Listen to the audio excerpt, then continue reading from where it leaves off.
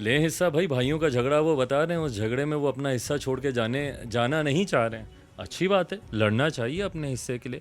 भाई जिस तरीके से मुख्यमंत्री जी ने यूज़ एंड थ्रो की रणनीति अपनाकर अपने पार्टी के कई वरिष्ठ नेताओं को अपमानित करने का काम किया है कि वो बीजेपी का दरवाज़ा नॉक कर रहे हैं, नहीं कर रहे हैं, कर भी रहे होंगे तो भाई एक नेता की कार्यशैली, मैं हमेशा इस बात को बोलता हूँ कि किसी भी नेता भविष्य में क्या कदम उठाएगा, अगर उसको जानना है तो उसके इतिहास को टटोल कर देखिए। नमस्कार, मैं हूं देवांशु। आप देख रहे हैं न्यूज़ फॉर नेशन। केनिया और तंजानिया के दौरे से लौटकर आ गए हैं चिराग पासवान पटना।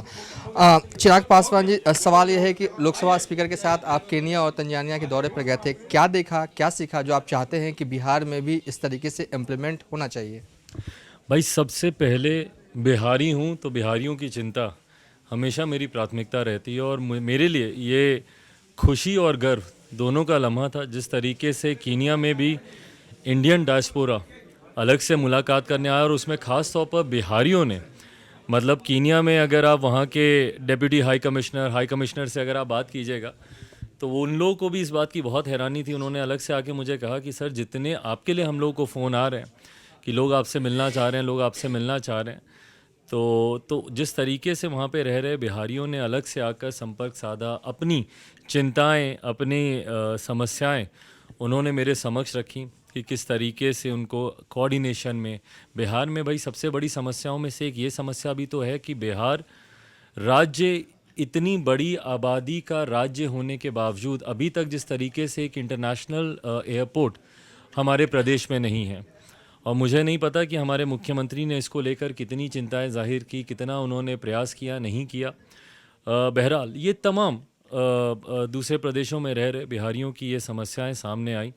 अपना विश्वास उन्होंने जाहिर किया मुझ पर, और जिस प्यार से उन्होंने मेरा स्वागत, मेरा सम्मान किया, ना सिर्फ कीनिया में, तंजानिया में, हर एक जगह, तो ये अपने में एक गर्व की बात है। खुशी होती है जब दूसरे प्रदेशों में ही नहीं, जब दूसरे देशों में जब कोई भारतीय आप पे इतना विश्वास रखता है और आपको मिलने के लिए इतने तत्पर वो लोग होते हैं।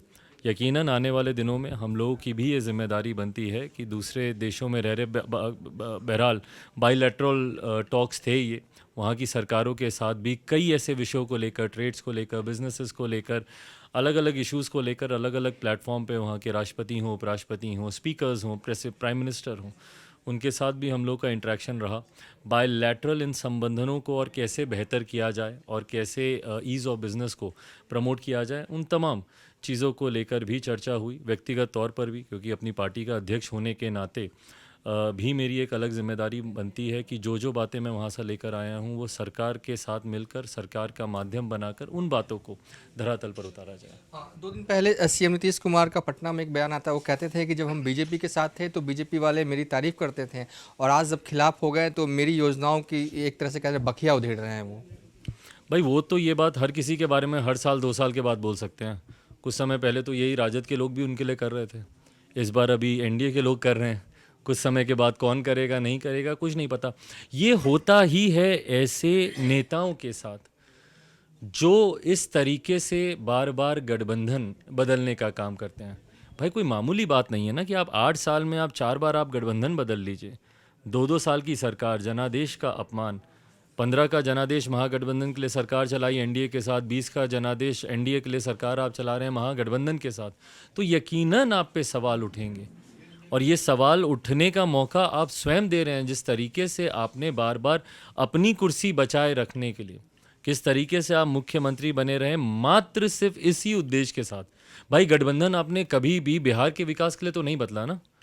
2017 में आपने गठबंधन इसलिए नहीं बदला था कि बिहार में कोई बहुत लंबित योजनाएं हैं जिसके लिए आपको केंद्र सरकार के साथ की आपको ज़रूरत थी इसलिए, बल्कि हम लोग तो उस वक्त भी इस बात से संतोष था हम लोग को कि चलिए आप अगर एनडीए में आ गए हैं तो एक लंबे समय के बाद बिहार को ये मौका मिला है जहां केंद्र की तर्ज पर बिहार में भी सरकार है। लगभग 27-28 साल के बाद बिहार को ये सुनहरा मौका मिला था, और जैसा हमारे प्रधानमंत्री जी बोलते हैं डबल इंजन की सरकार, बिहार को वो डबल इंजन की सरकार 2017 में एक लंबे समय के बाद मिली थी। आप चाहते तो केंद्र की तमाम लंबित योजनाओं को धरातल पर उतार सकते थे, केंद्र के सहयोग से बिहार में रुके हुए तमाम कार्यों को आप गति दे सकते थे, पर उन 2-2.5 सालों का आपने उपयोग किस बात के लिए किया?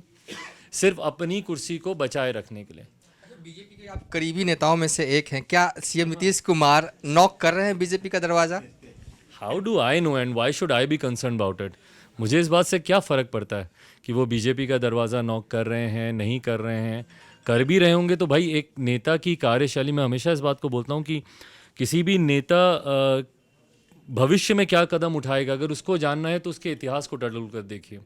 जो नेता एक बार जो चीज़ कर चुका है वो भविष्य में भी दोबारा कर लेंगे, तो उसमें किसी को आश्चर्य होना नहीं चाहिए। तो अगर even if he is knocking the doors, a it's least of my concern, and b अगर वो ऐसा करेंगे तो भाई वो दोबारा अपनी ही कथनी को, जो जैसा वो करते आए अपनी ही करनी को पुनः दोहराने का काम करेंगे। कुशवाहा का इंस्टीट्यूट आता है, आखिरी सवाल है ये, उन्होंने कहते हैं कि अब क्यों जाएं छोड़कर हम जेडीयू, हिस्सा चाहिए। लें हिस्सा, भाई भाइयों का झगड़ा वो बता रहे हैं, उस झगड़े में वो अपना हिस्सा छोड़ के जाना नहीं चाह रहे हैं। अच्छी बात है, लड़ना चाहिए अपने हिस्से के लिए।